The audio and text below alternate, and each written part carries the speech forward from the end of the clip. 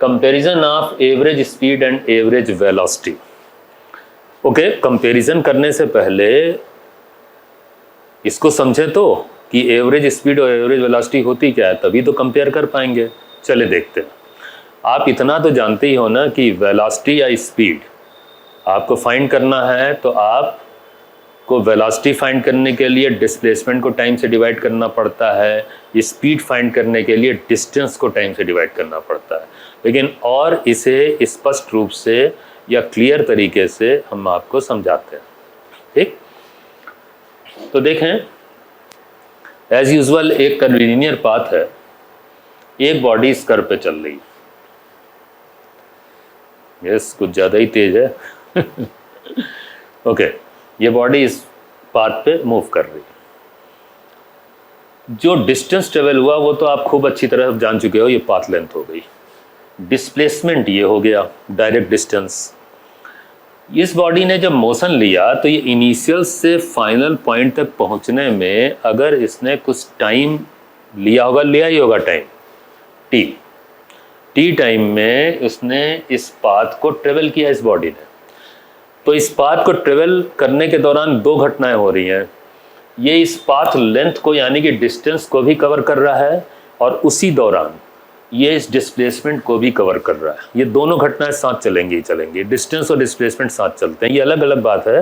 ये अलग बात है कि काफ़ी कुछ केसेस में दोनों की वैल्यू डिफरेंट होती है, सेम भी हो सकती है एक केस में, लेकिन डिफरेंट भी होती है, लेकिन कवरेज तो साथ साथ होता है ना। तो जैसे जैसे ये बॉडी आगे बढ़ रही है, डिस्टेंस कवर हो रहा है, वैसे वैसे डिस्प्लेसमेंट भी कवर हो रहा है। दोनों ही घटनाएं टी टाइम में कंप्लीट हुई, पूरा पाथ कवर हो गया। अब अगर हम डिफाइन करें, ये टोटल टाइम है, ये टी जो आ रहा है, ड्यूरेशन, इसे इस टाइम को ड्यूरेशन भी बोलते हैं, ध्यान दीजिएगा। टोटल टाइम जो इलेप्स हो रहा है, जो भी टाइम हो, उसे ड्यूरेशन भी बोलते हैं या टोटल टाइम भी बोलते हैं पूरे पाथ का। अगर टी जो है वो टोटल टाइम है या ड्यूरेशन है, तो एवरेज स्पीड डिफाइंड होती है। ये देखिएगा एवरेज स्पीड को लिखने का तरीका।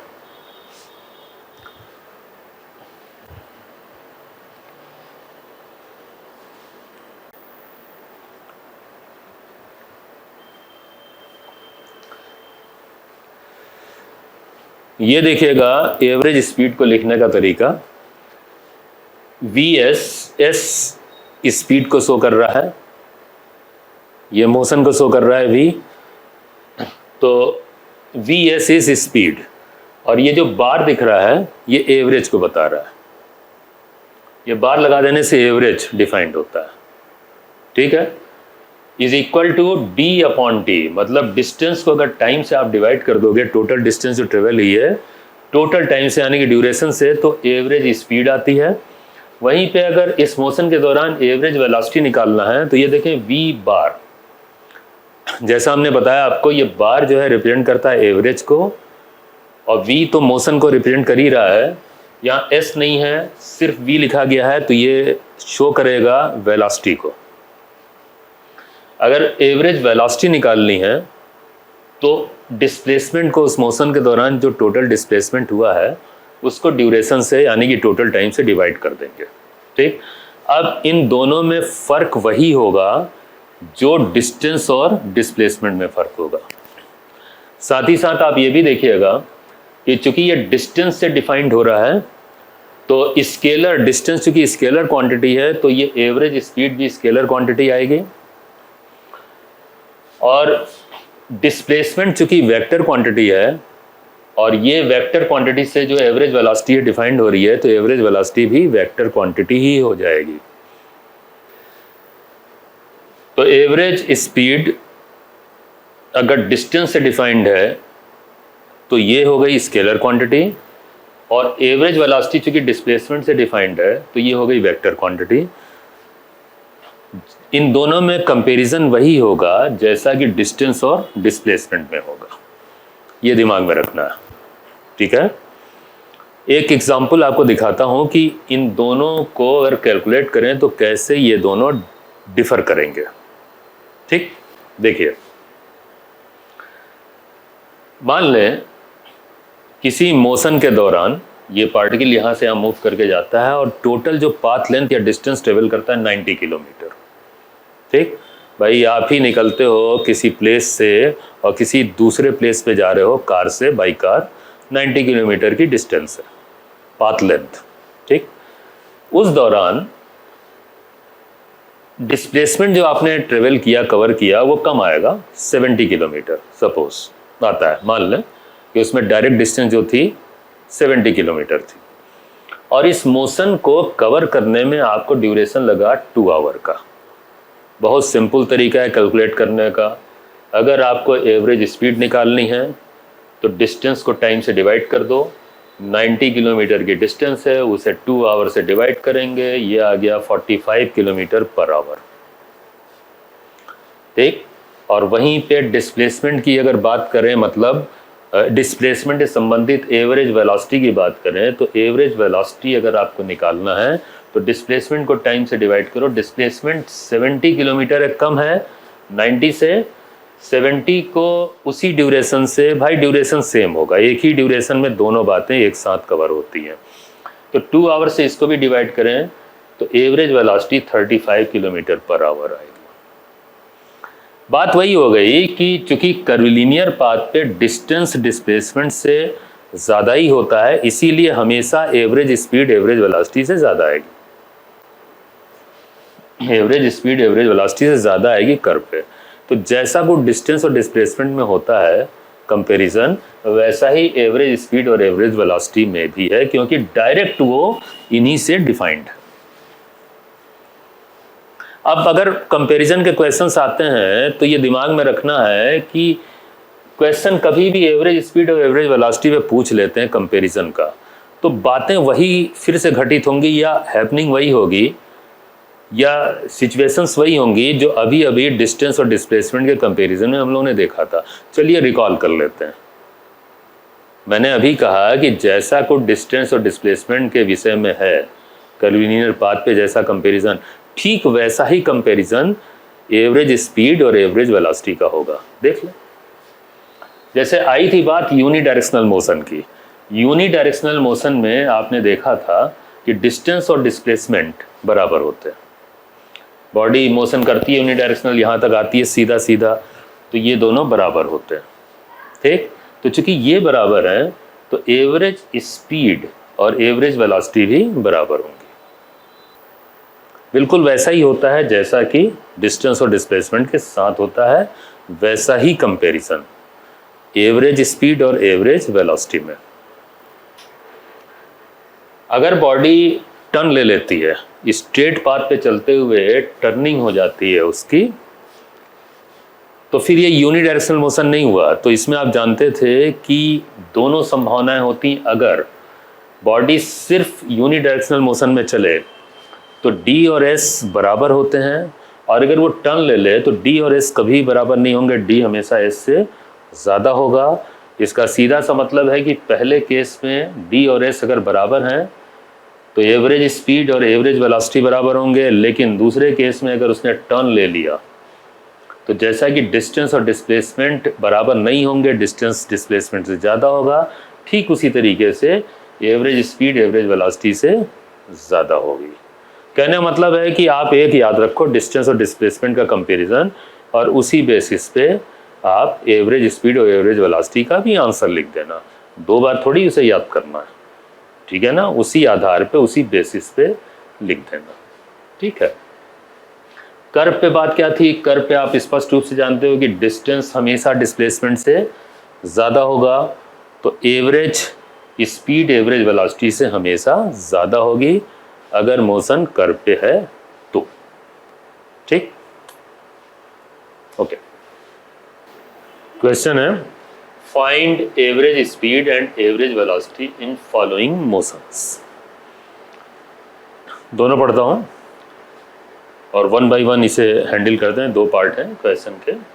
तो a body first moves towards east by 3 kilometre and then towards south by 4 kilometre in 2 hours. Okay, ये जो पहला केस है इसमें बॉडी का मोशन 2 पार्ट में दिया है, एक ईस्ट की तरफ 3 किलोमीटर और दूसरा साउथ की तरफ 4 किलोमीटर। और ये ड्यूरेशन दे दिया है 2 आवर्स। हमें average speed average velocity find करनी है। और दूसरा जो केस है उसमें लिखा है body moves towards east 20 metre with speed of 10 metre per second and then turns back and moves towards west for 6 metre with a speed of 3 metre per second. मतलब एक बार वो ईस्ट की तरफ जाती है और फिर टर्न ले लेती है वापस, है ना।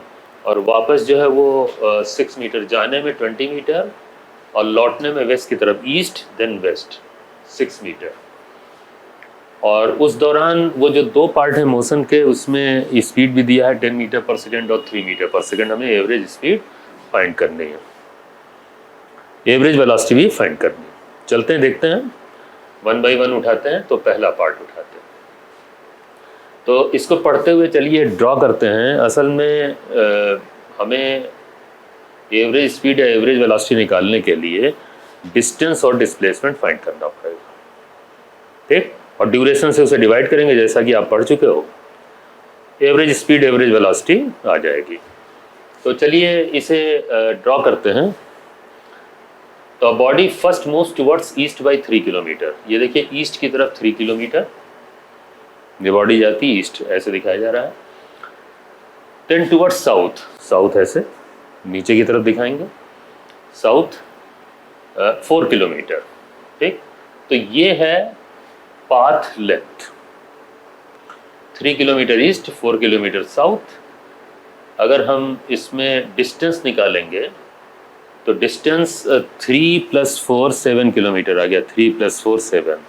आप जानते हो स्केलर समेसन होता है, सिंपल समेसन डिस्टेंस निकालने के लिए। लेकिन डिस्प्लेसमेंट फाइंड करने के लिए इनिशियल से फाइनल पॉइंट के बीच की डायरेक्ट डिस्टेंस, ऐसे ये होगी डिस्प्लेसमेंट। और इसकी वैल्यू 5 किलोमीटर होगी। 5 होगी इसलिए क्योंकि ये एक राइट एंगल ट्राइंगल से आ रहा है। और कौन सा ट्राइंगल है वो जाना पहचाना, 3 4 5 कॉम्बिनेशन का।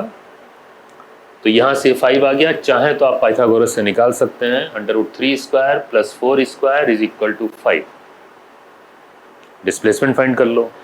अब जब डिस्टेंस और डिस्प्लेसमेंट आ गया और ड्यूरेशन गिवन है 2 आवर्स, ड्यूरेशन गिवन है, तो सिंपल सी बात है, आपको बारी बारी से डिस्टेंस और डिस्प्लेसमेंट को इस ड्यूरेशन से डिवाइड कर देना है और एवरेज वेलोसिटी और एवरेज स्पीड और एवरेज वेलोसिटी आपको फाइंड कर लेनी है।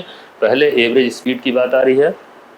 Average speed = d/t, distance travelled upon duration. तो डिस्टेंस जैसा कि आपने देखा ये 7 किलोमीटर है और ड्यूरेशन गिवन है 2 आवर्स। ओके, 2 आवर्स से डिवाइड कर दिया, ये आ गया, कैलकुलेट हो गया 3.57/2, 3.5 किलोमीटर पर आवर। असल में यूनिट किस में दिया है, किलोमीटर में है और ये आवर में, इसलिए किलोमीटर पर आवर। तो 3.5 kilometre per hour is the average speed.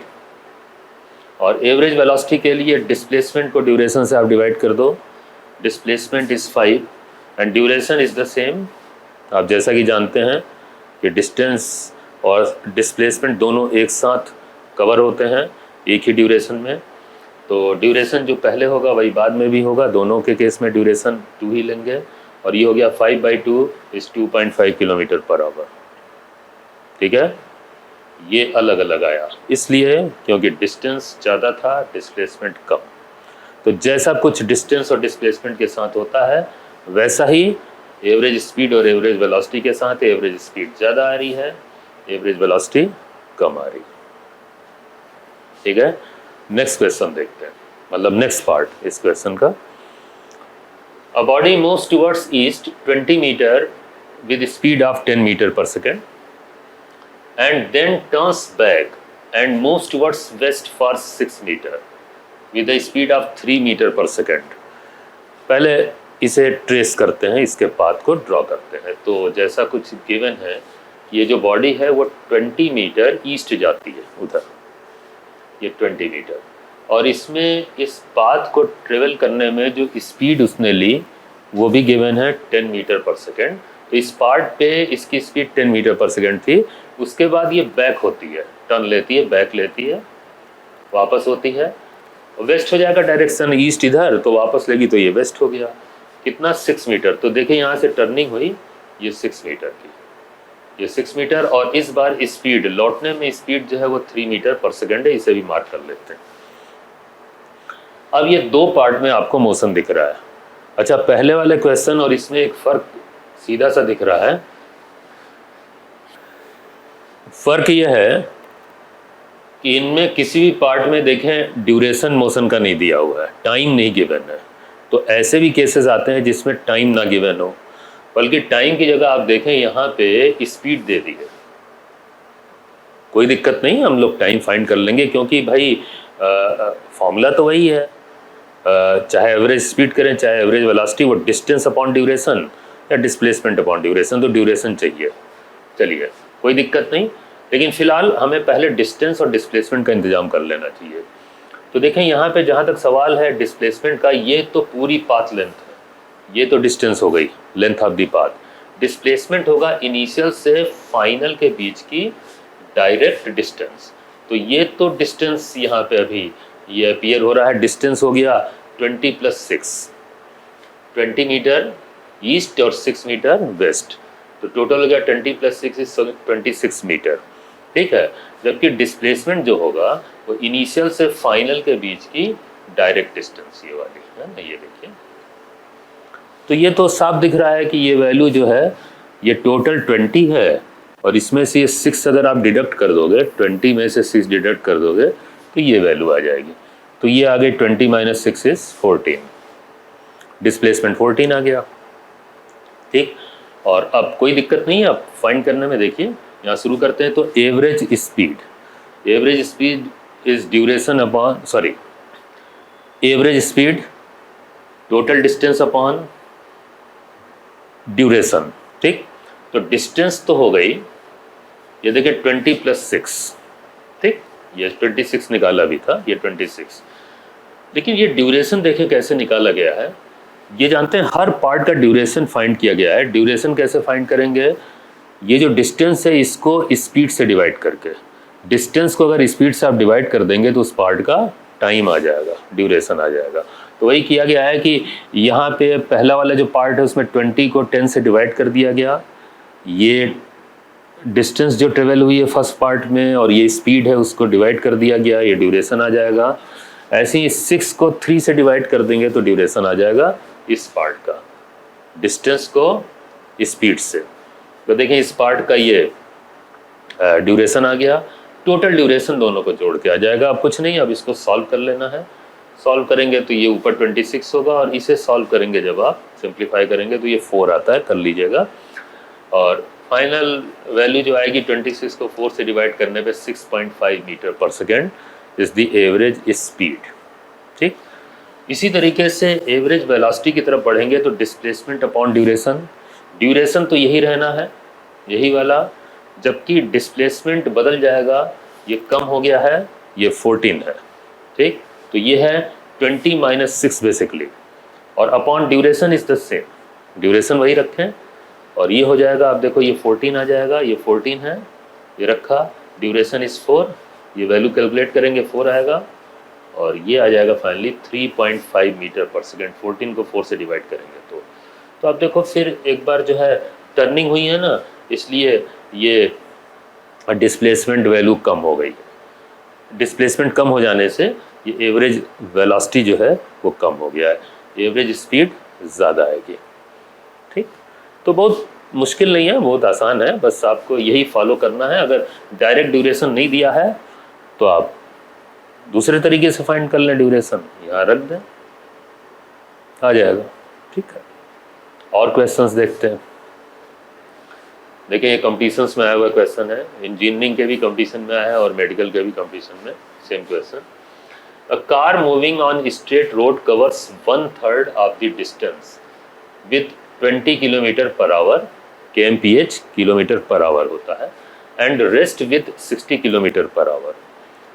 The average speed is, इसमें भी देखें वो अलग अलग पार्ट का जो है वो स्पीड दे दिया है, तो जैसे पिछला क्वेश्चन हुआ था उसी तरीके से ये भी होना है। बस फ़र्क ये है कि इसमें वो जो डिस्टेंस है उसकी वैल्यू ना देके वो पार्ट्स में दे दिया है। टोटल डिस्टेंस आप कुछ एज्यूम कर लो या डिस्प्लेसमेंट जो भी एज्यूम कर लेते हो, उसका 1/3 पहला पार्ट हो जाएगा और दूसरा पार्ट जो होगा वो कितना बचा। अगर पहला पार्ट जो है 1/3 हुआ तो दूसरा 2/3 बचा। 1 - 1/3 इज 2/3। तो चलते हैं ये अप्रोच देखते हैं, इसमें ट्रेस करते हैं पाथ को। तो ये एक ही दिशा में ये जा रही थी बॉडी, ये यूनिडायरेक्शनल मोशन है। तो अगर मान लें टोटल आप डिस्टेंस या डिस्प्लेसमेंट देखें, यूनिडायरेक्शनल मोशन में चाहे डिस्टेंस बोलें चाहे डिस्प्लेसमेंट, बात एक ही होती है, आप जानते हो। तो मान लें ये टोटल s डिस्प्लेसमेंट लिया था इसने, तो पहला पार्ट जो है वो s/3 है, 1/3। तो दूसरा बचा 2/3 ऑफ डिस्प्लेसमेंट। ठीक है, पहला पार्ट जो है वो 20 की स्पीड से ट्रेवल किया गया है जैसे कि क्वेश्चन में दिया हुआ है, और जो दूसरा पार्ट 2/3 है वो बचा हुआ उसको 60 की स्पीड से कवर किया गया। ठीक, हमें एवरेज स्पीड निकालनी है। फिर एक बार उसी तरीके से अप्रोच किया जाए, average speed is equal to distance upon duration. Distance total अगर आप करोगे तो s आ जाएगा s/3 प्लस ट्वाइस s/3। आप टोटल s भी लिख सकते थे इसे। और ये देखिए कैसे आ गया है, जैसे पिछले क्वेश्चन में आपने देखा था, ये जो डिस्टेंस है इसको स्पीड से डिवाइड कर दिया गया है। तो s/3 को 20 से डिवाइड कर दिया गया, s/3 को 20 से डिवाइड किया गया। इसी तरह से यहाँ 2s/3 को 60 से डिवाइड किया गया। 2s/3 है, इसको 60 से डिवाइड किया गया। और इसे सॉल्व कर लें, ऊपर ये जोड़ेंगे, ये ऐड करेंगे, ये s आएगा, ये सिंप्लीफाई हो रहा है, s/60 हो जाएगा 20 × 3। ठीक, और ये s/90 हो जाना है। देखें कैसे, ये 60 × 3 करेंगे तो 180 आएगा, और 180 को 2 से डिवाइड करेंगे तो ये 90 आएगा। फिर इसे आप आगे बढ़ें तो यहाँ LCM 180 ले लिया गया है, और आगे ये सॉल्व किया गया 180, तो ये 60 से 180 3 बार जाएगा, 90 से 180 2 टाइम्स ये जाएगा। ये मैथमेटिक्स सिंपल मैथमेटिक्स है जो आपको आनी चाहिए और आती भी होगी, है ना। वो आप सॉल्व करते चलें तो ये 5s/180 और 180 ऊपर जाना है, s कैंसिल होना है, तो 180/5 और फाइनली आंसर जो होगा वो 36 किलोमीटर/आवर होगा। 180 को 5 से डिवाइड करेंगे 36 आ जाएगा। ठीक, तो ये मिलता जुलता क्वेश्चन था पिछला वाला जो क्वेश्चन था उससे। ठीक, नेक्स्ट क्वेश्चन देखते हैं। अ train has speed of 60 किलोमीटर/आवर for the first hour and 40 किलोमीटर/आवर for the next half hour, it's average speed is. ठीक, चलें इसके भी पाथ को ट्रेस करते हैं। तो पहले आवर में पहला जो मोशन का घंटा था, आवर था, उसमें स्पीड 60 रही, और जो दूसरा पार्ट है हाफ आवर का रहा, आधे घंटे का, वो 40 की स्पीड से ट्रेवल हुआ है। तो इसे ट्रेस करते हैं। तो इसमें कुछ पार्ट्स इस तरीके से हैं। पहला 1 घंटा या 1 आवर 60 की स्पीड से कवर किया गया, दूसरा 40 की स्पीड से हाफ एन आवर कवर किया गया है। एवरेज स्पीड निकाल लेते हैं इसकी।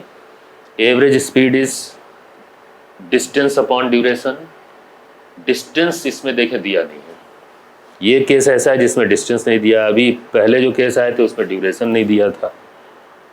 कोई दिक्कत नहीं, अगर डायरेक्ट नहीं देते हैं तो आप निकाल सकते हो। देखो डिस्टेंस निकालना कोई दिक्कत नहीं, इस पार्ट की स्पीड और टाइम दिया हुआ है, स्पीड और टाइम को अगर आप मल्टीप्लाई कर दोगे तो डिस्टेंस आ जाएगा इस पार्ट का। ऐसे यहाँ भी स्पीड और टाइम को मल्टीप्लाई कर देंगे तो इस पार्ट का भी डिस्टेंस आ जाएगा। तो चलिए यहाँ पे पुट करते हैं इसको। तो डिस्टेंस निकालने के लिए इस स्पीड को इस टाइम से मल्टीप्लाई कर दिया गया 60 × 1, और यहाँ 40 को हाफ आवर से मल्टीप्लाई कर दिया गया। ये देखें ये वाला डिस्टेंस आ गया, दोनों पार्ट का डिस्टेंस आ गया। ड्यूरेशन आप देख ही रहे हो, पहला ड्यूरेशन 1 आवर है और दूसरा हाफ आवर है, इसे रख दिया और कैलकुलेट कर लिया। सिंपल कैलकुलेशन है। ये 60 होगा, ये 40/2 इज 20, तो 60 + 20 इज 80, और ये 3/2 आ जाएगा।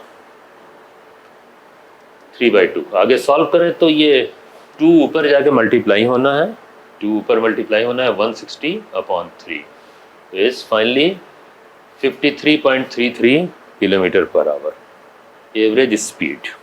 ठीक है, ये एवरेज स्पीड है। ये बार जो है अपीयर नहीं हो रहा है ठीक से, ये एवरेज स्पीड। ठीक, ओके, तो इस तरीके से आप अप्रोच कर सकते हैं, कोई मुश्किल नहीं होता इस टाइप के क्वेश्चंस को करने में। हाँ, आते हैं क्वेश्चंस, इनकी प्रोबेबिलिटी होती है आने की।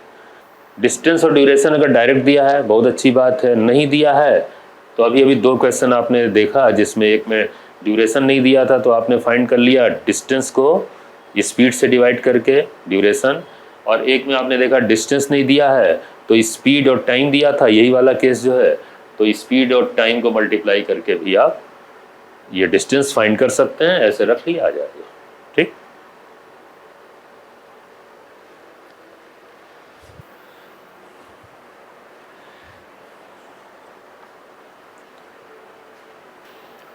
इंस्टेंटेनियस स्पीड एंड वेलोसिटी ये क्या होती है?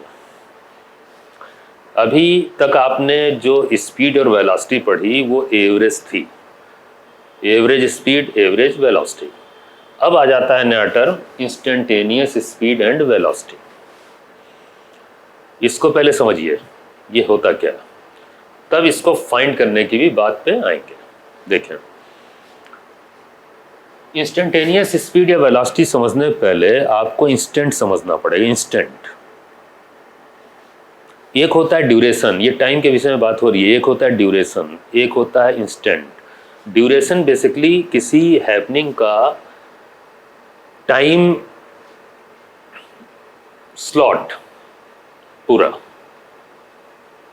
ठीक, या फिर कह सकते हैं टाइम स्पैन, पूरा टाइम स्पैन। कोई हैपनिंग हो रही है वो कितने समय के लिए हो रही है। अब जैसे हम लोग तो अभी जो पढ़ रहे हैं उसमें यही था कि एक बॉडी एक डिस्टेंस को कवर कर रही है, एक पाथ को कवर कर रही है, उस पाथ को कवर करने में उसे कितना ड्यूरेशन लगा, वो स्पैन ऑफ टाइम, कितना उसे समय लगा उसे कवर करने में, उस डिस्टेंस को कवर करने में कितना टाइम लगा, ये तो ड्यूरेशन हो गया। इंस्टेंट क्या होता है, चलिए आते हैं। जब तक इंस्टेंट आप नहीं समझेंगे तब तक जो है इंस्टेंटेनियस स्पीड और वेलोसिटी की बात पूरी नहीं हो पाएगी। देखिए, इंस्टेंटेनियस स्पीड एंड वेलोसिटी की डेफिनेशन है speed and velocity at any instant of motion. ये देखिए इंस्टेंट की बात आ गई, इसी की बात मैं कर रहा हूँ। तो पहले इंस्टेंट समझते हैं तो ये अपने आप बात समझ में आने लगेगी। तो देखिए, जैसे एक बॉडी है उसका एक पाथ मैं ट्रेस कर रहा हूँ, बॉडी मूव करती है ऐसे एक पाथ पे, कर्व पाथ है, ऐसे मूव कर रही है, ठीक। इसने ये कवर किया अपने पाथ को, फिर से देखें।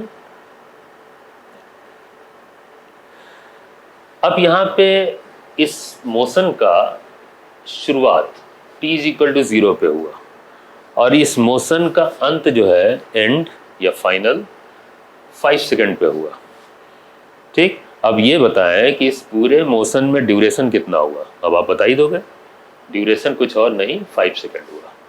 0 से स्टार्ट हुआ था, 5 सेकंड पे ख़त्म हुआ। ड्यूरेशन इज़ 5 सेकंड, लेकिन इंस्टेंट आपको दिख रहे हैं 2 कम से कम। ये पहला इंस्टेंट है टाइम का, ये इंस्टेंट है, ये 0 इंस्टेंट है जब टाइम 0 था जहाँ से शुरू हुआ, और ये इंस्टेंट है 5 सेकंड का। इसके दौरान रास्ते में बहुत सारे ऐसे मोमेंट थे जिसमें टाइम अलग अलग था। कहने का मतलब है कि ये वो वाला इंस्टेंट है जब बॉडी यहाँ पे थी, यानी कि फर्स्ट सेकंड। इस मोशन के दौरान यहाँ से जब शुरू की बॉडी तो 1 सेकंड के बाद वो यहाँ आ गई होगी, ये एक इंस्टेंट है 1 सेकंड का। ऐसी दूसरे सेकंड पे बॉडी यहाँ थी, ये भी इंस्टेंट है। ऐसी थर्ड सेकंड पे बॉडी यहाँ थी, ये पोजीशन है बॉडी का, थर्ड सेकंड पे इंस्टेंट है। और फोर्थ सेकंड का भी इंस्टेंट, और ये 5th सेकंड का फाइनल इंस्टेंट, 5th सेकंड का ये फाइनल इंस्टेंट है।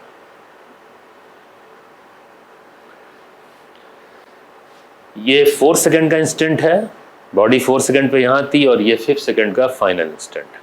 अब आपको बात समझ में आ रही होगी कि ये इंस्टेंट क्या होते हैं, और ऐसे और भी इंस्टेंट हो गए भाई। हाफ सेकंड कहीं यहाँ होगा, 1/4 सेकंड यहाँ होगा, 1.5 सेकंड यहाँ हो सकता है, यहाँ 2.3 सेकंड होगा। ऐसे बहुत सारे मोमेंट हैं जहाँ पे बॉडी अलग अलग पोजीशन पे थी, वो वाले टाइम, इसी को इंस्टेंट बोलते हैं। जैसे मान लें, एक एग्जाम्पल से मैं बताता हूँ आपको सिंपल से, कि ये ड्यूरेशन और इंस्टेंट कैसे आप प्रैक्टिकली समझोगे। मान लें जैसे आप किसी प्लेस से दूसरे प्लेस तक जाते हैं, एग्जाम्पल ही मैंने डिस्टेंस और डिस्प्लेसमेंट लिया था कि मान लें आप किसी प्लेस पे हैं और आपके शहर से दूसरा शहर, दूसरे सिटी जहां आप जा रहे हो वो 90 किलोमीटर, ठीक। अब 90 किलोमीटर की डिस्टेंस जो है वो ट्रेवल करनी है, ठीक। मान लें आप अपनी कार से निकलते हैं और 8 बजे 8 AM सुबह 8 बजे आप शुरू करते हैं और अपने शहर के लिए, अपने शहर को छोड़ के दूसरे शहर के लिए निकल लेते हैं। आपको 2 घंटे का ड्यूरेशन लगता है, टाइम लगता है, टाइम स्पेंड 2 घंटे का। और आप 8 से शुरू करते हैं और 10 बजे वहाँ, 10 बजे यानी कि 10 AM पे वहाँ पहुँच जाते हैं जहाँ आपको पहुँचना था। ओके, तो आप देखो ये जो शुरू किया आपने 8 AM, ये इंस्टेंट है, ये शुरुआत का इंस्टेंट है। और जब आपने एंड किया तो उस समय 10 बज रहे थे, तो 10 AM इज द इंस्टेंट। लेकिन 8 से 10 AM का जो टाइम स्पेन हुआ इसे बोलेंगे ड्यूरेशन। तो अब समझ रहे हैं ना ड्यूरेशन क्या हुआ, 2 घंटे का वो ड्यूरेशन हुआ जितना समय आपको लगा वहां पहुंचने में। अच्छा, अब इस बीच क्या हुआ कि जब आप चल रहे थे तो आपने जो है वो डिफरेंट प्लेसेस पे जब आप पहुंच रहे होंगे, रास्ते में अलग अलग जगहें आती हैं, जब आप पहुंच रहे होंगे तो समय तो बीतता जा रहा होगा। तो कभी आप जो है 8 बजे आपने शुरू किया तो 8:15 पे कहीं और होंगे, मतलब 8:15 पे कहीं और होंगे, 8:30 पे आपकी पोजीशन कहीं और होगी, ठीक। फिर 8:45 पे और आगे बढ़ गए होंगे, 9:15 पे कहीं और होंगे, ठीक है। तो ये जो मैं बोल रहा हूँ ना 8:15, कहाँ थे आप 8:15, ये इंस्टेंट है भाई। वो 8:30 पे आप कहाँ थे, ये भी इंस्टेंट है। 9:15 पे आप कहाँ थे, कौन सी पोजीशन थी, वो भी इंस्टेंट है। तो ये जो 8:15, 8:30, 9:15 इस तरीके से बोल रहा हूँ, ये इंस्टेंट है, ठीक। अब बात आती है जब आपको इंस्टेंट पता चल गया तो ये इंस्टेंटेनियस स्पीड या वेलोसिटी क्या होगी।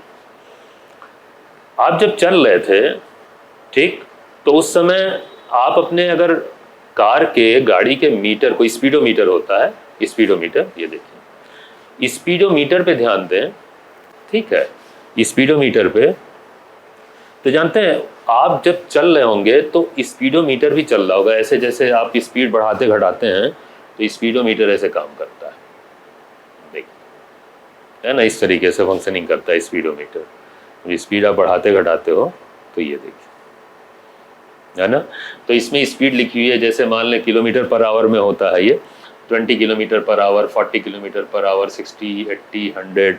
अब जो भी स्पीड आपकी रही होगी वो दिखाएगा, लेकिन ये बदलता रहता है ना, ऐसे वेरिएशन लेता रहता है क्योंकि स्पीड बदलती रहती है। अब आप सोचो कि मैं आपसे पूछूं कि बताएं भाई 8 बजे आप चले थे तो 8:15 बजे 8:15 पे मैं आपसे मोबाइल पे बात कर रहा हूँ, आपसे पूछ रहा हूँ कि आपकी स्पीड कितनी है, तो 8:15 पे आपकी स्पीड कितनी है, तो आप कैसे बताओगे।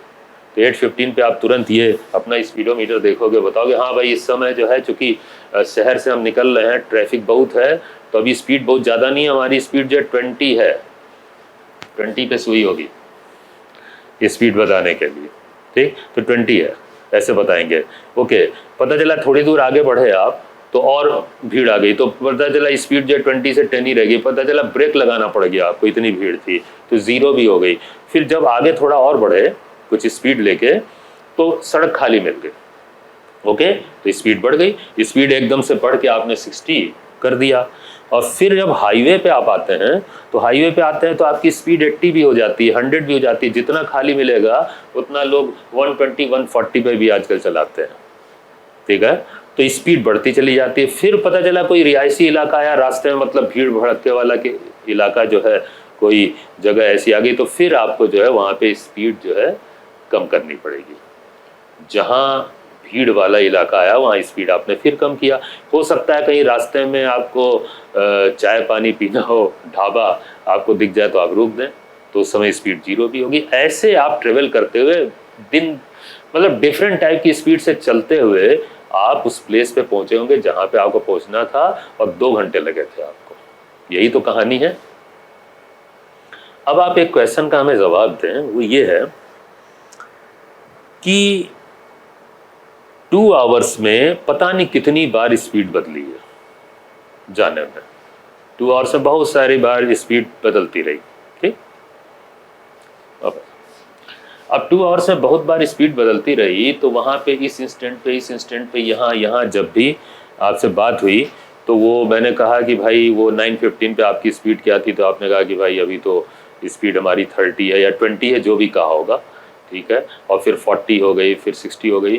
तो ये बताएं, अगर डिस्टेंस 90 किलोमीटर है, डिस्टेंस अगर 90 किलोमीटर है जहां आप जा रहे हो, और ड्यूरेशन आपने 2 आवर्स का लिया, तो ये बताएं डिस्टेंस को जब ड्यूरेशन से डिवाइड करेंगे तो क्या चीज़ आती है? एवरेज स्पीड हम लोग निकाल चुके हैं। एवरेज स्पीड कितनी आएगी? 45 आएगी। 90/2, सुन रहे हैं ना? मेरा कहने का मतलब है जो डिस्टेंस है जो आपने ट्रेवल किया है 2 घंटे में, 2 आवर्स में, वो 90 किलोमीटर थी। ठीक, अब वो 90 किलोमीटर की डिस्टेंस आपने जो ट्रेवल किया 2 आवर्स में की है, तो कितना एवरेज स्पीड आया? 90/2 इज 45 किलोमीटर पर आवर। तो ये बताओ, ये 45 है क्या? अभी डिस्कस हुआ है कि आप तो रास्ते में पता नहीं कितनी वेरिएशन से चल रहे थे, कितनी प्रकार की स्पीड से चल रहे थे। क्या ये जो कैलकुलेट करके आपने निकाला 45, क्या आप कांस्टेंट 45 की स्पीड से चल पाएंगे या चल रहे होंगे? प्रैक्टिकल सी बात है, नहीं। तो फिर ये 45 है क्या? ये एवरेज स्पीड है क्या? और वो जो स्पीड है जो लगातार बोली जा रही थी कि अभी 40 हो गया, अभी 60 हो गया, अभी 20 हो गया, अभी 80 हो गया, ये क्या है? वो एवरेज नहीं है, वो है इंस्टेंटेनियस स्पीड। उसी को इंस्टेंटेनियस स्पीड बोलते हैं। किसी इंस्टेंट पे 9:15 पे बताओ 20, 9:30 पे बताओ 40, ओके, 9:45 पे हाईवे पे था मैं, मेरी स्पीड 80 हो गई थी, कभी 100 भी हो गई थी। वो 100 हुई थी 9:15 पे, और फिर एकदम पे 9:30 पे भीड़ आ गया, तो मेरी स्पीड जो है 9:30 पे मेरी स्पीड 30 हो गई थी। ये स्पीड जो बोली जा रही है ना, ये अलग अलग इंस्टेंट पे बोली जा रही है, अलग अलग टाइम पे, ये ड्यूरेशन नहीं है। इसी को बोलते हैं इंस्टेंटेनियस स्पीड। तो ये बताएं, क्या इंस्टेंटेनियस स्पीड आप कैलकुलेट करोगे जैसे एवरेज स्पीड कैलकुलेट किया था? नहीं ना। कैसे बताओगे? सीधी सी बात है, इस मीटर से। ये मीटर जो स्पीड बताता रहता है, लगातार देखें वेरिएशन लेता रहता है, ये कोई और स्पीड नहीं होती है, ये कुछ और नहीं है, ये इंस्टेंटेनियस स्पीड बताता है, तभी तो ये वेरिएशन ले रहा है। ये इंस्टेंटेनियस स्पीड बताता रहता है कि भाई अभी 40 है, 100 पहुंच गया, ये 80 है, 60 है, ऐसे। तो फ़र्क आप समझ रहे हैं ना, इंस्टेंटेनियस और एवरेज स्पीड का। अब बात आती है कि सत्यता तो इंस्टेंटेनियस स्पीड है ना, ट्रुथ तो इंस्टेंटेनियस है, तो ये एवरेज क्या बताता है और क्या मतलब है इसका फाइंड करने का? कोई मतलब होगा तभी तो फाइंड किया जा रहा है। एवरेज, असल में एवरेज का मतलब ही है कि एक अंदाज़ा कि पूरे मोशन के दौरान ऑन एवरेज आप किस स्पीड से चले होंगे। जैसे मान ले आपको जब 2 लोगों की स्पीड को कंपेयर करना होता है ऑन एवरेज, कि कौन फास्ट चला है, कौन स्लो चला है, तो वो तो अपना अलग अलग स्पीड से चल रहे होंगे। जैसे मान ले एग्जांपल में लेके चलो, 2 पर्सन है, एक आप हो और एक आपका फ्रेंड है, दोनों उस प्लेस से साथ साथ निकलते हैं 8 बजे। आप जो है 90 किलोमीटर की डिस्टेंस को 2 घंटे में ट्रेवल करके पहुंच गया, मतलब 10 बजे पहुंच गया, और वो जो है 11 बजे पहुंचता है, 11 AM, उसे 3 घंटे लगते हैं, आपको 2 ही घंटे लगे। अब सीधी सी बात पता चल रही, ऐसी आप बता सकते हो कि कौन जनरली तेज चला होगा? आप चले होगे तेज, क्योंकि आप तो 2 घंटे में पहुंच गया। तो ऑन एवरेज आपकी स्पीड ज़्यादा रही होगी उससे, उसे तो 3 घंटे लगे हैं। तो उसी को अगर सीधे कंपेयर वैल्यू में कर लेना होता है तो एवरेज स्पीड निकाल ली जाती है। अब सोचो 90 किलोमीटर की डिस्टेंस आप 2 घंटे में कवर किए हैं, तो आपकी एवरेज स्पीड तो आ रही है 45, 90/2 इज 45, और आपके मित्र ने, आपके दोस्त ने, आपके फ्रेंड ने जो है उसी डिस्टेंस को 3 आवर्स में कवर किया, तो 90/3 इज 30 किलोमीटर पर आवर। तो आपकी एवरेज स्पीड 45 और उसकी एवरेज स्पीड 30, बता तो रहा है कि आप तेज चले हो। इंस्टेंट पे आप नहीं कंपेयर कर सकते कौन तेज चल रहा है कौन धीमे, क्योंकि हो सकता है किसी पर्टिकुलर इंस्टेंट पे 9:15 पे आप जो है चल रहे हो और वो रुका हो कहीं, और हो सकता है ऐसा भी, वो तो ट्रैफिक कंडीशंस पे है ना। हो सकता है कि किसी 9:30 पे आप रुके हो और वो चल रहा हो, तो इससे तो अंदाज़ा नहीं लगेगा। किसी इंस्टेंट पे आप देखेंगे भाई मेरी स्पीड तो इस इंस्टेंट पे इतनी है, मेरी इतनी है, उससे अंदाज़ा नहीं लगता कि कौन पूरे मोशन के दौरान ऑन एवरेज कौन तेज चला है कौन धीमे। ये सिर्फ तब पता चलता है जब आप उस प्लेस पे पहुंच के ड्यूरेशन नोट करें और टोटल डिस्टेंस को डिवाइड करेंगे उस ड्यूरेशन से, तो पता चलेगा कि एवरेज स्पीड क्या। एवरेज स्पीड से पता चलता है कि जनरली कौन तेज चला है या कौन धीमे। तो कंपैरिजन के लिए होता है, वो वास्तविकता नहीं होती, वो स्पीड नहीं बता रहा है। इसीलिए जानते हैं क्वेश्चन में जब सिर्फ स्पीड बोला जाए तो जानते हैं आपको क्या फाइंड करना होता है। हमेशा इंस्टेंटेनियस स्पीड फाइंड कीजिएगा, पूरा इंस्टेंटेनियस नहीं बोलते हैं। आमतौर पे एग्जामिनर प्रैक्टिकल कंडीशन में या आम लैंग्वेज में स्पीड बोल देता है। आप भी तो बोलते हैं किस स्पीड से हो भाई, तुम्हारी स्पीड क्या है। अगर आप किसी की स्पीड से पूछ रहे हैं तो बताओ इस समय तुम्हारी स्पीड, बाइक की स्पीड क्या है, कार की स्पीड क्या है, ये कौन सी स्पीड है, किस इंस्टेंट पे, किस इंस्टेंट पे ही तो पूछ रहे हैं। ये इंस्टेंटेनियस स्पीड है। तो जनरली आप देखेंगे क्वेश्चन में इंस्टेंटेनियस वर्ड का इस्तेमाल नहीं किया जाता है। कर लें बहुत अच्छी बात है, नहीं करते हैं तब भी अगर सिर्फ स्पीड लिख देते हैं तो उसका मतलब इंस्टेंटेनियस स्पीड। और एवरेज अगर पूछेंगे तो एवरेज पूछने में ध्यान रखिएगा, वो हमेशा बोलेंगे एवरेज स्पीड बताओ। और ये भी ध्यान रखिएगा फिर वो इंस्टेंट की बात नहीं करेंगे, वो ड्यूरेशन देंगे, भाई इतने ड्यूरेशन का एवरेज स्पीड बताओ, ऐसे बोलेंगे। इस इंस्टेंट पे स्पीड बताओ, ये इंस्टेंटेनियस स्पीड हो गई। इस समय स्पीड बताओ, इतने ड्यूरेशन की स्पीड बताओ। फर्क समझ रहे हैं, फर्क देख रहे हैं ना, ड्यूरेशन की स्पीड एवरेज, इस समय की स्पीड, इस समय बताएं कितनी स्पीड है, या उस समय कितनी स्पीड थी, उस टाइम कितनी स्पीड थी। इंस्टेंट, ये इंस्टेंटेनियस स्पीड है, ये फर्क है। और ये जो लैंग्वेज मैं इस्तेमाल कर रहा हूँ यही लैंग्वेज बिल्कुल इस्तेमाल होगी वेलोसिटी के लिए, चाहे वो एवरेज वेलोसिटी हो चाहे इंस्टेंटेनियस वेलोसिटी। एवरेज का मतलब है पूरे ड्यूरेशन की वेलोसिटी और इंस्टेंटेनियस वेलोसिटी का मतलब किसी इंस्टेंट की वेलोसिटी। फर्क वही है, डिस्टेंस है, आप टाइम को मतलब डिस्टेंस को टाइम से डिवाइड करेंगे, डिस्टेंस को टाइम से तो स्पीड के विषय में जानकारी आती है, वहीं डिस्प्लेसमेंट को टाइम से अगर डिवाइड कर देंगे तो वेलोसिटी के विषय में जानकारी आएगी। हाँ देखते हैं, एवरेज निकालना तो आपने सीख लिया है, बात आती है कि इंस्टेंटेनियस स्पीड या इंस्टेंटेनियस वेलोसिटी को कैलकुलेट कैसे करें। वैसे तो मीटर से पता चलता है स्पीड, लेकिन कैलकुलेट कैसे करें मामला ये उठता है, इंस्टेंटेनियस वैल्यू कैसे कैलकुलेट करें। तो उसके लिए क्या करते हैं ये देखिएगा।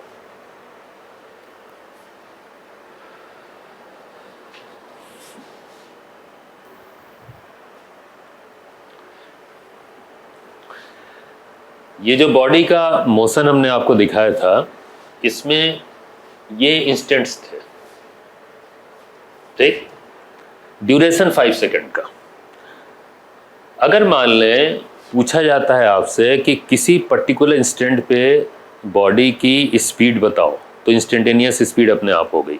मान लें वो इंस्टेंट बता ही जाएगा इंस्टेंट जो है। चले एक सेलेक्ट करते हैं इंस्टेंट कि सपोज ये सेकंड पे, ये 2 सेकंड पे बॉडी की स्पीड क्या थी, तो ये हो गया इंस्टेंट रिक्वायर्ड। अब आपको क्या करना होगा कि इसी समय अगर आपको स्पीड निकालनी है तो पूरे पाथ से आपको मतलब नहीं है। आप ध्यान दो, जब आप एवरेज स्पीड निकालते थे तो चूंकि ड्यूरेशन था तो ड्यूरेशन के दौरान पूरे पाथ को आप लेते थे, पूरी पाथ लेंथ। अब पूरी पाथ लेंथ से मतलब ही नहीं है, हमें तो सिर्फ यहाँ पे डिफाइन करना है, तो पूरी पाथ लेंथ का कोई यहाँ पे कैलकुलेशन में वर्क नहीं रह जाता, हमें सिर्फ इस जगह पे बात करनी है। तो यहीं पे हम कैसे कैलकुलेट करें वो तो मालूम नहीं है हमें स्पीड, और स्पीड निकालने के लिए हमें डिस्टेंस तो चाहिए ही और टाइम भी चाहिए, डिस्टेंस अपॉन टाइम। तो क्या करते हैं, इसी इंस्टेंट पे एक छोटा सा एलिमेंट लेते हैं, ये देखिए एक छोटा सा पार्ट ये उस पाथ का। अब ये एलिमेंट लेने का मतलब ये छोटा सा एलिमेंट उसी जगह पे एग्जिस्ट कर रहा है। अब बॉडी यहाँ से यहाँ गुजर गई तो इतने छोटे से डिस्टेंस पे स्पीड में वेरिएशंस नहीं दिखेंगे। इतना छोटा ये एलिमेंटल पार्ट होता है ना, जैसे ये डिस्टेंस ले रहे हैं डी या डिस्प्लेसमेंट ले रहे हैं ds। आप ये भी पढ़ चुके हो कि एलिमेंटल पार्ट पे ये दोनों वैल्यू में बराबर होते हैं, तो चाहे डिस्टेंस बोलें चाहे डिस्प्लेसमेंट बोलें वैल्यू में बराबर होंगे। तो एक छोटा सा यहाँ पे पार्ट ले लेते हैं एलिमेंटल, और इसी पार्ट पे जब ट्रेवल होता है तो उसका ड्यूरेशन जिसे एलिमेंटल टाइम बोलेंगे, ड्यूरेशन, एलिमेंटल ड्यूरेशन भी आप बोल सकते हो या एक इंस्टेंट बोल सकते हो। ये छोटा सा टाइम स्पैन है। इससे ये होगा ना कि बाकी जगह पे नहीं आएगी बात। अब यहाँ की स्पीड कुछ और होगी तो यहाँ की स्पीड कुछ और होगी, तो यहाँ की स्पीड तो यहीं के डिस्टेंस से निकलेगी ना, यहाँ की स्पीड कुछ और रही होगी डिफरेंट। मान लें यहाँ पे स्पीड 30 की रही होगी, यहाँ पे 40 की रही होगी, तो इसका इससे मतलब नहीं है। तो फिर इस डिस्टेंस को नहीं लेंगे, ये नहीं कि यहाँ से यहाँ तक का डिस्टेंस ले लिया भाई। जिस जगह पे स्पीड पूछी जा रही है वहीं के डिस्टेंस आपको मतलब, तो वहीं का डिस्टेंस क्या होगा भाई, वहीं का मतलब वहीं का छोटा सा इतना सा। बाकी आगे बढ़ाओगे तो दूसरी जगह का आ जाएगा। अगर आप इसे बढ़ाएंगे तो वजह 3rd सेकंड का ले लिया, 4th का ले लिया आपने, बिल्कुल नहीं बढ़ाना है, तो छोटा सा एलिमेंट वहां पे लिया। तो उसी जगह पे जो डिस्टेंस है उसी जगह के टाइम से आप डिवाइड करोगे, इसीलिए एलिमेंटल हो जाता है। ऐसे यहाँ का लेना है ना, तो यहाँ का एक एलिमेंट ले। जिस जगह पे अगर काम करना है मतलब स्पीड निकालना है, इंस्टेंटेनियस स्पीड या वेलोसिटी, तो उसी इंस्टेंट पे आप एलिमेंट ले, वो बताया जाएगा इंस्टेंट। अच्छा, जब आपने ये ले लिया, ये ड्यूरेशन भी एलिमेंटल ड्यूरेशन आप बोल सकते हो उसे, फिर ये डिफाइंड हो जाएगा इंस्टेंटेनियस स्पीड। तो इंस्टेंटेनियस स्पीड होगा, ये देखिए, elemental distance upon elemental time, elemental distance upon elemental time, ये डिफाइंड हो जाएगा। ठीक, ये इसको इससे डिवाइड कर दिया। और ऐसे ही अगर आपको इंस्टेंटेनियस वेलोसिटी चाहिए तो ये डिस्प्लेसमेंट को, एलिमेंटल डिस्प्लेसमेंट जो उसको ड्यूरेशन से यानी कि एलिमेंटल ड्यूरेशन से डिवाइड कर दें, इस तरीके से कैलकुलेट होके आ जाता है। ठीक, तो इसको जरा सा और मैं स्पेसिफिक तरीके से डिस्कस करता हूँ यहाँ पे, वही बात है। तो बात ये हो रही थी कि अगर कोई कर्विलिनियर पाथ है या कोई भी पाथ है, कोई भी पाथ हो, कोई ऐसा नहीं है कर्विलिनियर के लिए स्पेसिफाई किया जा रहा है, हर जगह के लिए डिफाइंड है। तो ये डिस्टेंस है और ये डिस्प्लेसमेंट है, ये खूब अच्छी तरह आप जान चुके हो कवरेज। हम एलिमेंटल पार्ट पे बात करेंगे। अगर इंस्टेंटेनियस स्पीड या इंस्टेंटेनियस वेलोसिटी चाहिए तो किसी पर्टिकुलर पार्ट पे, मान लें इस इंस्टेंट पे हमें चाहिए, तो यहीं पे हम डिफाइन करते हैं एलिमेंटल डिस्टेंस और एलिमेंटल डिस्प्लेसमेंट, जैसा अभी अभी आपने देखा था। ठीक, और एलिमेंटल ड्यूरेशन। ठीक, या इंस्टेंट भी बोल सकते हैं इसे, ये इंस्टेंट भी हो गया। और फिर इंस्टेंटेनियस स्पीड डिफाइंड हुई, yes, instantaneous speed is dd by dt और instantaneous velocity is ds by dt। अच्छा, एक चीज़ बता दें आपको, ये वैल्यू कैलकुलेट करने की बात आ रही है। प्रॉब्लम ये होती है कि ये एलिमेंटल पार्ट है, इतना छोटा पार्ट है कि आप इसे नाप नहीं सकते, प्रैक्टिकली इसको नाप नहीं सकते कि आप ये वैल्यू यहाँ पे रख रख के आप इसे फाइंड कर लो, ऐसा नहीं होता। तो फिर ये कैलकुलेट कैसे होता है? एलिमेंटल पार्ट है ना, बहुत छोटा, नेग्लिजिबली स्मॉल जिसे बोलते हैं, उतना छोटा पार्ट है। तो ये बेसिकली ये मैथमेटिक्स होती है कैलकुलस के जरिए, कैलकुलस के ज़रिए ही ये होगा। ये डिफ्रेंसिएशन बोलते हैं, आपको ध्यान हो तो, डिफ्रेंसिएशन ऑफ डी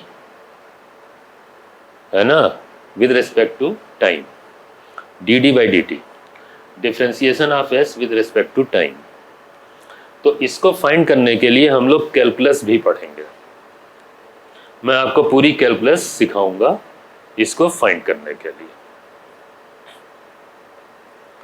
ठीक है, पूरा कैलकुलस हम आपको पूरी मैथमेटिक्स सिखाएंगे। जिनको आता है बहुत अच्छी बात है, नहीं आता है तो एटलीस्ट उनको तो मैं सिखाऊंगा ही, साथ साथ जिनको आता है उनको भी बता दूं कि कैलकुलस जब मैं यहाँ सिखा रहा हूँगा तो मैं कैलकुलस का वो वाला पार्ट सिखा रहा हूँगा या वो तरीका जो फिजिक्स में इस्तेमाल होता है। मतलब मुझे कैलकुलस उस तरीके से आपको सिखानी है जो फिजिक्स में रिक्वायर्ड होती है। बहुत ज़्यादा कैलकुलस नहीं पढ़नी है, बहुत ज़्यादा मैथमेटिक्स, सिर्फ उतनी रिक्वायर्ड होगी पढ़ने के लिए जितनी फिजिक्स को ज़रूरत है, और वो भी आपके लेवल पे। उतना कैलकुलस में मैं आपकी मास्टरी करा दूंगा, कोई दिक्कत नहीं, मुश्किल नहीं है, वो आगे आएगा। ठीक है, तो उसी समय ये सब सॉल्व करेंगे। हाँ, एक गलत बात है कि इसके जो फॉर्मूले होते हैं वो कैलकुलस से ही डिफाइंड होते हैं। मैं आपको जैसे एक फॉर्मूला रिकॉल करा दूं, फॉर्मूले दिए होते हैं तब भी आप फाइंड कर सकते हैं। जैसे रेक्टिलिनियर मोशन में या मोशन ऑन स्ट्रेट लाइन पे कांस्टेंट एक्सेलरेशन का वेल नोन फॉर्मूला है v equal to U plus A T. V equal to U plus A T ये फॉर्मूला है ना, ये कुछ और नहीं, इसमें v जो है वो इंस्टेंटेनियस वेलोसिटी है, और जो t है ना u प्लस ए टी में t वो इंस्टेंट है। तो उसमें जब क्वेश्चन पूछा जाता है तो किसी मोशन के दौरान पूछा जाता है कि बताएं मोशन के दूसरे सेकंड पे या तीसरे सेकंड पे बॉडी की स्पीड क्या थी या वेलोसिटी क्या थी, किसी इंस्टेंट पे, किसी टाइम पे, किसी सेकंड पे उसकी वेलोसिटी बताओ। Find velocity of the body at a particular instant. Which instant? 1 second, second second, third second, fourth second, ऐसे। तो वो फॉर्मूले से फाइंड कर लेते हैं। वो फॉर्मूला भी जो है ना v equal to U plus A T, वो बेसिकली इसी कैलकुलस से ही प्रूफ है। वो देखा जाएगा, वो हम लोग कर लेंगे प्रूफ जब कैलकुलस पढ़ रहे होंगे।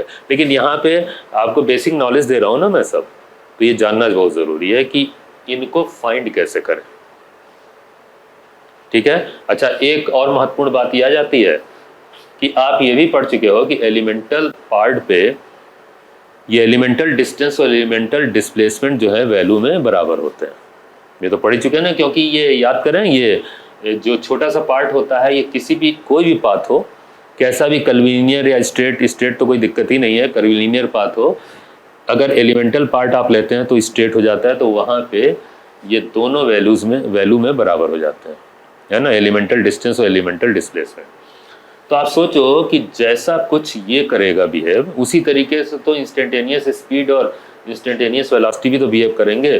दोनों को ड्यूरेशन से डिवाइड कर दो, कौन सा एलिमेंटल ड्यूरेशन से आप डिवाइड कर देंगे, दोनों में एक ही होता है।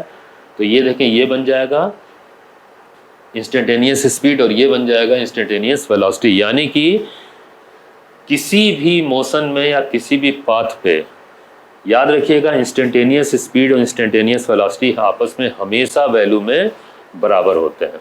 ये याद रखिएगा ये चीज़, ठीक। इंस्टेंटेनियस स्पीड और इंस्टेंटेनियस वेलोसिटी ये वैल्यू में बराबर होते हैं। देखिए लिखा है, इंस्टेंटेनियस स्पीड और instantaneous velocity are always equal in all types of motion.